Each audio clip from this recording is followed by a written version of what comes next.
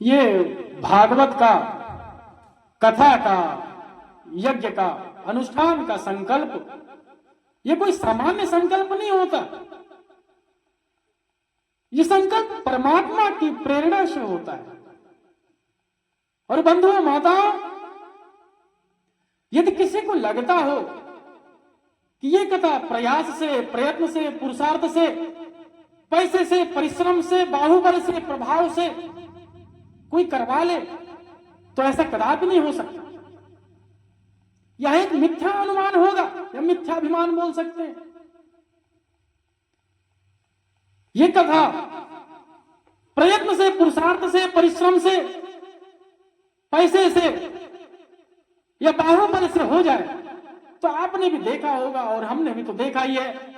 बहुतों के पास पैसा भी है, संसाधन भी है, बाहुबल भी है, लेकिन वो कथा नहीं करा पा रहे, नहीं करा सकते, अनुष्ठान नहीं करा सकते, यज्ञ नहीं करा सकते, क्योंकि ये संभव ही नहीं है।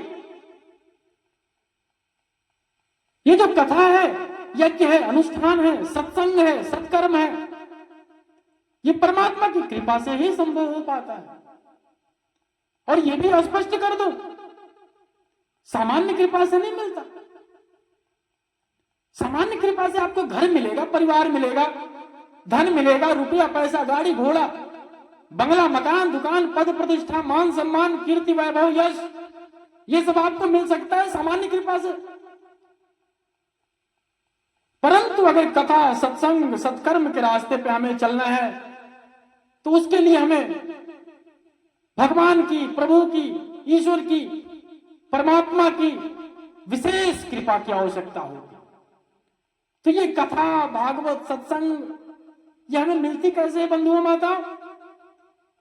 भगवान की कथा मिलती है भगवान की विशेष कृपा से। गोस्वामी जी ने लिखा है, अति हरि कृपा जाहि पर होई, पांव दे एहि मारग सोई। अति हरि कृपा, अपने सौभाग्य का दर्शन कीजिए बंधुओं माताओं। विशेष कृपा से गोस्वामी जी ने लिखा, अति हरि कृपा, आपके ऊपर भगवान की विशेष कृपा है। अगर आप पंडाल में आके यहाँ कथा मंच के सामने बैठ के आप कथा का श्रवण कर रहे हैं तो ये कोई सामान्य कृपा से नहीं। बहुत सारे लोग आसपास के घरों में होंगे जो नहीं आ पाए, नहीं श्रवण कर पा रहे, तो बहुत विशेष कृपा भगवान की होती है, तब जाके कथा, अमृतपान या सत्संग में बैठने का सौभाग्य मिलता है। पांव दे यही मार्ग सोई, तब जाके इस मार्ग में हम पांव रख पाते हैं। और ये आयोजक, हमारे आयोजक श्री के हृदय में भगवत प्रेम जागृत हुआ, जिसके कारण से संपूर्ण क्षेत्रवासियों को मधुर मंगलमय कथा सुनने का अवसर, सुनाने का अवसर हम सबको प्राप्त हुआ। उनको भी व्यासपीठ से शुभकामनाएं, मंगल कामनाएं। क्योंकि आयोजक के मन में, अगर उनके हृदय में भगवत प्रेम नहीं जागृत हुआ होता तो हम आप सभी बैठ के यहां पे भगवत नाम, भगवत चर्चा नहीं कर पाते। तो कहीं ना कहीं भगवान की विशेष कृपा हमारे आयोजक पर और आप सभी पर हुई, तब जाके यह सौभाग्य मिला।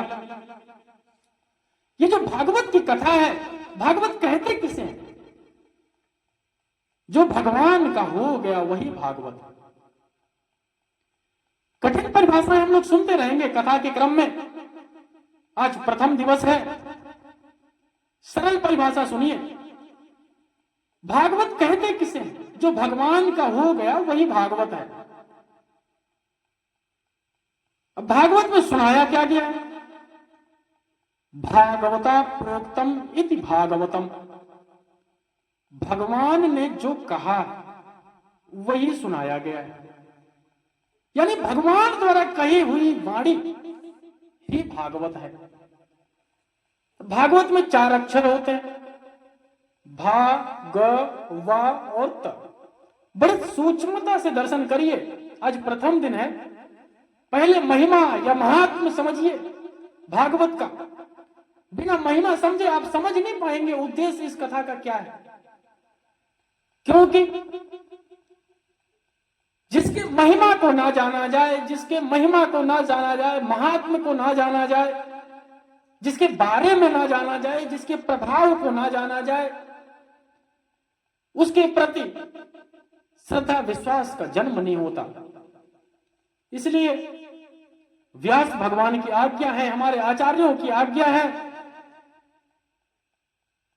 कि पहले महात्मा का हम दर्शन करेंगे, श्रवण करेंगे, समझेंगे, सुनेंगे। महात्मा पद्म पुराण में महात्मा 6 अध्यायों में सुनाया गया है। तो पहले हमें महिमा सुनना चाहिए, समझना चाहिए। 4 अक्षर हैं भागवत के, भा, ग, व और ता। देखो यहां शब्द कोई निरर्थक नहीं होता। सूक्ष्म दर्शन करिएगा। आप सोच रहे होंगे भागवत में भा का अर्थ भगवान ही क्यों लिया गया, भगवान ही शब्द क्यों पड़ा, कुछ और क्यों नहीं पड़ा? तो आपको बताऊं कि उन्हीं भगवान में 5 तत्व विद्यमान है। जिन 5 तत्वों से यह शरीर बनता है वो 5 तत्व ही तो भगवान है। शरीर कौन से 5 तत्वों से मिलकर बनता है? भूमि, गगन, वायु, अग्नि और नीर, जल, यही 5 तत्व हैं। और है क्या? छित जल पावक गगन समीरा, पंचर चित यह अधम शरीरा। तो भा माने भगवान, गा माने पहुंचाने वाला, गमन के अर्थ में, गा माने गमन, पहुंचाने वाला, मतलब भगवान तक पहुंचाने वाला। वा मतलब विशेष, ता मतलब तरणी, मतलब नौका। तो इसका मतलब हुआ भगवान तक पहुंचाने वाला विशेष नौका, विशेष तरणी। ये भागवत वो ज्ञान देती है जिसके माध्यम से, जिसे अनुसरण करके हम भगवान तक पहुंच सकते हैं। वैसे ज्ञान तो सबके पास होता है, यहां अज्ञान तो है ही नहीं। तो अज्ञान किन विषयों का है? सामान्य रूप से 3-4 विषयों का अज्ञान होता है। जीव के अंदर सबसे पहला अज्ञान होता है कि मैं कौन हूं, हु एम आई, मैं कौन हूं, या हम सब कौन है, हमारा परिचय क्या है। पहला अज्ञान यही है। इस विषय में लोग बहुत प्रकार की बातें करते हैं। कोई स्त्री है, कोई पुरुष है, कोई पढ़ा लिखा है, कोई अधिकारी है, कर्मचारी है, कोई गृहस्थ है, कोई सन्यासी है, कोई अनपढ़ है, कोई मालिक है, कोई नौकर है। इस प्रकार के बहुत से विभाजन हमें समाज में देखने को मिलते हैं, सुनने को मिलते हैं, हमें समझाया जाता है। क्या यही हमारा मूल परिचय? नहीं, ये हमारा मूल परिचय नहीं। तो मूल परिचय ही हमारा पहला अज्ञान है। हमारे जगत गुरु शंकराचार्य भगवान हमारा मूल परिचय कराते हैं। मनो बुद्धि अहंकार चित्तानि नाहम्, न च श्रोत जिह्वे न च घ्राण नेत्रे, न च व्योम भूमि न तेजो न वायु। परिचय सुनिए आप लोग। न च व्योम भूमि न तेजो न वायु, चिदानंद रूपः शिवोहम शिवोहम। परिचय क्या है आपका? बोलिए हमारे साथ। चिदानंद रूपः शिवोहम शिवोहम। हमारा परिचय है, हम शिव हैं, हम शिव हैं। दूसरा अज्ञान किस चीज का है? ये संसार, ये जगत, ये रिश्ता, ये नाता। परंतु सत्य तो ये है कि इस संसार में कोई अपना है ही नहीं। संसार के लोगों की आशा मत करना कभी। इस संसार में कोई अपना नहीं है। तो ये जगत जिसको हम अपना मान बैठे हैं वो सत्य नहीं है। तीसरा अज्ञान किस विषय का है? ईश्वर। कुछ अज्ञान तो हमारे पास पहले से ही है, कुछ अज्ञान और फैला दिया गया है। समाज में ईश्वर को लेके, परमात्मा को लेके, भगवान को लेके जो भी शब्द आप प्रयोग करते हो उसके विषय में बहुत अज्ञान है। इस अज्ञान को समाप्त करना, इस ज्ञान यज्ञ में इस अज्ञानता की आहुति देनी। आप लोग सोचते होंगे बाहर बैनर पे, बोर्ड पे लिखा हुआ है श्रीमद् भागवत कथा ज्ञान यज्ञ, तो यहां तो कोई यज्ञ कुंड भी नहीं बना हुआ है, ना ही कोई सामग्री है, तो ये यज्ञ कैसे हुआ? हम आपको समझाते हैं। ये सवाल सबके मन में आता होगा, ये भागवत कथा ज्ञान यज्ञ में यज्ञ होता कैसे? इस अज्ञान को समाप्त करना, इस ज्ञान यज्ञ में इस अज्ञानता की आहुति देना है। तो ये जो कथा मंडप हो गया, ये जो कथा मंडप है, ये हो गया हमारा यज्ञ मंडप, और ये व्यासपीठ हो गया हमारा यज्ञ कुंड। और ज्ञान रूपी अग्नि प्रज्वलित करेंगे और उसमें हम अपनी अज्ञान रूपी सामग्री से आहुति देंगे। अब क्या बचा? अब बचा पुरोहित कौन है और यजमान कौन है।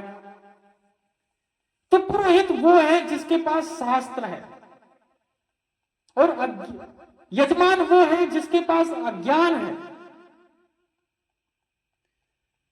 तो पुरोहित जिसके पास शास्त्र है और अज्ञान जिसके पास है वो बन गया यजमान। यानी आप सब यजमान और आधा यजमान मैं भी, क्योंकि जीवन भर साधना करनी पड़ती है, जन्म जन्मांतर साधना करनी पड़ती है, तब जाके अज्ञानता खत्म होती है। तो हमारी भी अगर इस जन्म में या अगले जन्म में भी अज्ञानता खत्म हो जाए तो बहुत बड़ी बात है। तो आधा आप सब यजमान और आधा यजमान मैं भी, और यजमान के साथ साथ आधा पुरोहित भी मैं।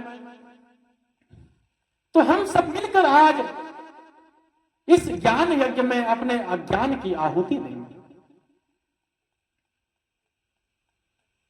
अच्छा, हमारे आपके घर में जो हवन होता है, यज्ञ होता है, उसमें जब पंडित जी बोलते हैं स्वाहा, तो हम उठाते हैं सामग्री। क्योंकि हम लोग स्वभाव से थोड़ा कंजूस होते ही हैं, तो हम लोग सामग्री जब थाली में से उठाते हैं तो कितना उठाते हैं? एक चुटकी, और उसमें भी झाड़ झटक करके थोड़ा सा बचता है चुटकी के अंदर, और उससे बोलते हैं स्वाहा। अच्छा, कितना भी बचा बचा कर आप हवन करो, अंत में पंडित जी क्या बोलते हैं? भैया थाली की सारी सामग्री बटोरो। ओम पूर्णमिदः पूर्णमिदं पूर्णात् पूर्णमुदच्यते पूर्णस्य पूर्णमादाय पूर्णमेवावशिष्यते। पूरी सामग्री डालनी पड़ती है कि नहीं डालनी पड़ती? तो बचा के नहीं ले जाना है। आप बचा के कुछ कर पाए? एक भी बूंद, एक भी दाना आप घर लेके जा पाए उसमें से? कुछ बचा? नहीं बचा। तो हमें भी बचा के नहीं ले जाना, सारे अज्ञान की आहुति यहीं पे देनी है ज्ञान यज्ञ में। बोलिए भक्तवत्सल भगवान की।